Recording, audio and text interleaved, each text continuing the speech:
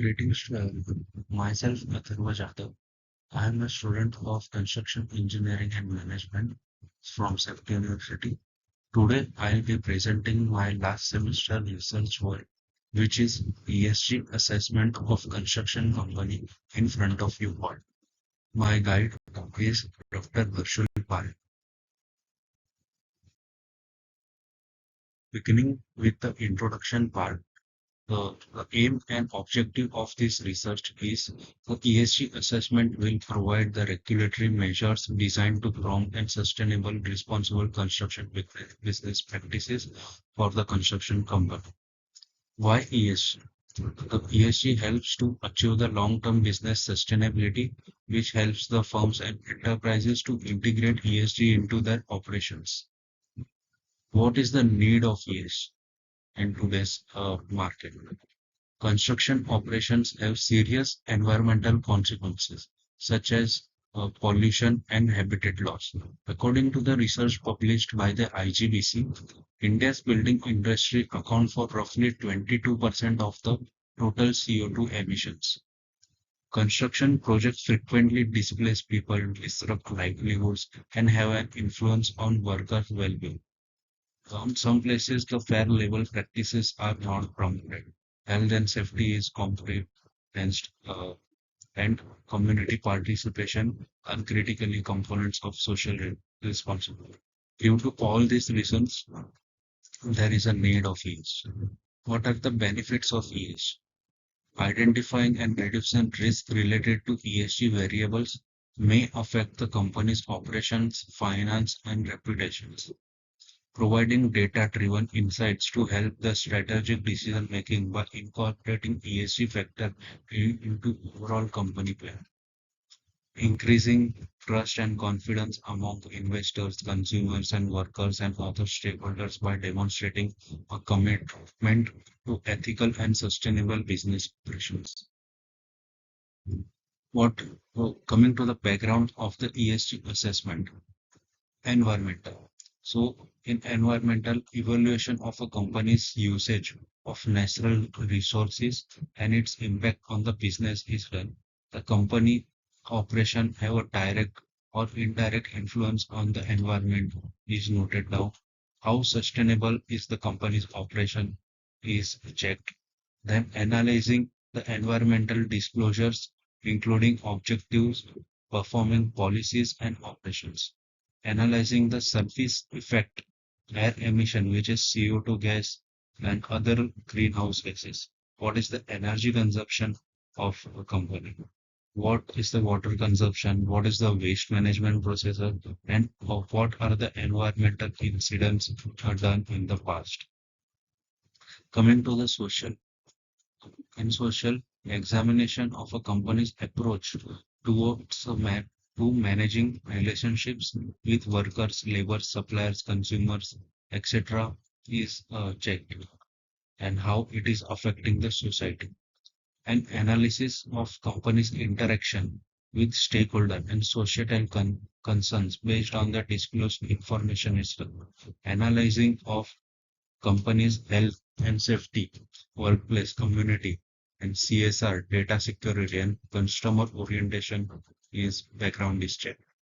In governance, examine the company's leadership, board diversity, fair board compensation, independence of statutory auditors, financial reporting, and stakeholder involvement is checked. Board composition, board commitments, who is the director composition, statutory audit, and audit related details is checked. Coming to the research methodology of research. So for the ESG assessment of construction company, first any local company is chosen, then the methodology chosen for the data collection is of BRSR format, which is given by the SEBI itself. BRSR format means uh, business responsibility and sustainability report. And for the evaluation of the ERSR format, we have done the materiality matrix, which is uh, of how the parameters of environment, social, and uh, governance are impacting the stakeholders as well as business. It is done in the materiality matrix. Then plus delta analysis is carried out, and ESG comparisons of the local company versus the major company of India in construction sector who are performing well in the area and what needs to be improved for the local company is mentioned over there. So the BRSR format on the left hand side, we can see uh, there is a three sections, which is first is the general disclosures, second is the management and process related disclosures, and third is the principal wise performance disclosures, in which there is a mandatory uh, indicators and there is a voluntary indicators. So for this research, first the literature review was carried out, then the preparation of questionnaire was done. Then for the collection of data for the construction company is done. Then basis on the data carried out, first we did the plus data analysis, then the materiality review, then ESG comparison with other construction companies, then risk and opportunity analysis was carried out for the company. Then at the end, conclusion and key answers. Coming to the data collection part, so the year-wise plastic waste generation in metric ton was in the year it is 16,700 and in the past it was 16,300. So as we can see, it is almost the same. And e-waste generation, it is 0.54 in the year 2024 and 0.06 in the 2023. So it is increased slightly. So in the year construction and demolition waste, 4,200 in the year 2024 and 4,400 in the year 2023. Similarly, we had a total waste generation for the 2024 is 20,900 metric tons, and in the year 20,700 metric ton, which is almost the same. The year-wise energy consumption in megajoule of in year 2024 is 1.2. In the year 2023 is 2.3. And the year-wise CO2 generation in 2024 is 8,000 and 2023 it was higher 10,000 which was reduced by 2,000. So what are the waste and disposable matters of the company? So the waste generation of the company is plastic waste, which is kept in the storage and sent for the recycling process. Then there is a e-waste, which is scrapped and given to the affiliated merchants for additional recycling. Then there is a wastewater generation plant prepared by the company of 45 KLPD STP and where it is wastewater is treated and reused for gardening and workers' residential purposes. Then solid waste and sludge, which is separated from the wastewater, is used as a landfill. Thus, the company have a procedure for sustainable sourcing. The company prioritizes procuring locally to encourage sustainable sources, create local jobs, and save unnecessary transportation expenses. Throughout the project lifetime, they promote green certification and sustainable design. The company also recommend using materials certified by the Indian Green Building Council.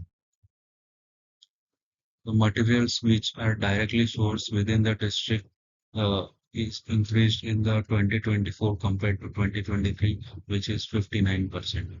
And safety and skill up training percentage is 100% in the contractual workers, and in permanent workers it is only 13%, and permanent women workers it is only half, which is 51%. So another question is, how does the company take steps to reduce pollution on site? So to reduce pollution on site, the company has a waste managed system for segregating and recycling proper disposing of the building waste such as concrete, metal, plastic, wood, etc. Reducing the usage of hazardous toxic chemicals in construction materials, use of water suppression techniques to for not spreading the dust, covering the stockpiles of loose materials from wind erosion and dust generation, covering the top of batching plant from a plastic sheet to prevent dust generation. On-site lighting is only LED lighting. The company uses AAC block instead of clay blocks to promote sustainability. What are the types of audits? Who is responsible and how frequently it is done? So the safety risk field audit, it is carried out by the project manager, site engineer, HSE team. It is carried out weekly. An ISO audit is annually done, which is the responsibility of the project manager. Then there is a safety walkthrough inspection, which is done by project manager, site engineer, and HSE team, which is done monthly. An inspection of lifting tools, tackles, and labor camp equipments and power tools, vehicles, and machineries. Site, it is done by the site supervision and engineers and HSE team. It is done monthly. Coming to the data analysis and plus part, also in plus, the company's financial data was clearly mentioned. It was very well mentioned. The CSR spending was also present, but activity-wise CSR spending was not mentioned. And policies and initiatives, comprehensive policies that cover many aspects of responsible corporate practices. Employment training is carried out, and environmental programs are discussed. Community development is are discussed. Consumer engagement is there at like no pending client cases are recorded. In Delta, the gender diversity need to be increased. Disability inclusion, the inclusion of disabled employees should be there. There should be the employee association to improve communication and representation of employees. Training programs should be increased in the permanent workers, and human rights policy give additional information on the implementation and evaluation of a human rights policy. Environmental impact assessment, conducting formal impact assessment for environmental initiatives. What are the potential solution to Delta? So first is to create a centralized web platform to view all policies and reports. Second is implementation of diversity and inclusion programs to promote gender equality and assist disabled employees. Third is expand the scope and frequency of training for all staff. Fourth is increase interaction with that are less fortunate through the targeted projects and partnership. Improve the monitoring and assessment processes for CSR and environmental factors. Second is the materiality review of the environmental factor. So the 10 factor parameters which we consider for the environmental factor are climate change, renewable energy use, water conservation, energy conservation and efficiency, conservation of natural resources, pollution prevention and control measures, waste reduction, recycling program, proper disposal of hazardous waste, sustainable land use, and green building and architectural practices. In this, the importance to the stakeholder and importance to the business, the very high comes the waste reduction and sustainable land use. And the least important for which is medium comes the renewable energy use and conservation of natural resources. So in this, the improvement strategy discussed were first is the climate change. The implementation of carbon reduction strategies should be that invest in green energy, like installation of rainwater harvesting systems, then waste reduction, implementation of waste minimization measures, encourage reuse and recycling programs, conduct energy audits to discover opportunities for improvement, upgrade to energy efficient appliances and lights, green building practices, often green building certification, use sustainable materials and designs. The implementation plan of this should be Assign an accountable person or team to each important plan, set specific targets and dates for implementation, allocate the appropriate resources and fundings, regularly assess and track the program and modify the strategy if required. Currently, the extra steel left as waste is sold to a scrap dealer. The scrap dealer buys the steel at a lower rate. Example, the steel is purchased at the rupees 54 kg. When given to the scrap, currently the different startups related to the scrap, that is Kabadi Express, are buying the scrap steel at 40 rupees per kg. As steel As steel is widely used in the different industry, the amount of scrap produced is also increasing. And to reuse that, the scrap policy was implemented in the year 2017. Cement older than 6 months should be used for preparation of temporary structures. Then wooden waste should be sold out at the 9 rupees per kg. And materiality review of social factor. So the parameters considered were facility provided to worker, community protection rules and policies, gender ratio in the company, training to the workers, community engagement, supply chain management, employee ratio, customer relations. So in top comes the community protection rules and policies, supply chain management, and customer relations. So, and in the medium comes the gender ratio in the company and community engagement. Improvement strategies for social factors. It is first for the community protection policies, conduct frequent audits and evaluations to guarantee policy compliance. Engage with the local communities to better understand their needs and concerns and incorporate feedback into policy creation. Gender ratio in the firm. Implement diversity and inclusion uh, strategies to recruit and retain female talent, offer women-specific leadership development and mentorship program. Coming to the governance factor, the six parameters were considered were board structure, transparency, regulatory compliances, business ethics, risk management, and accountability. Improvement strategy for governance factor.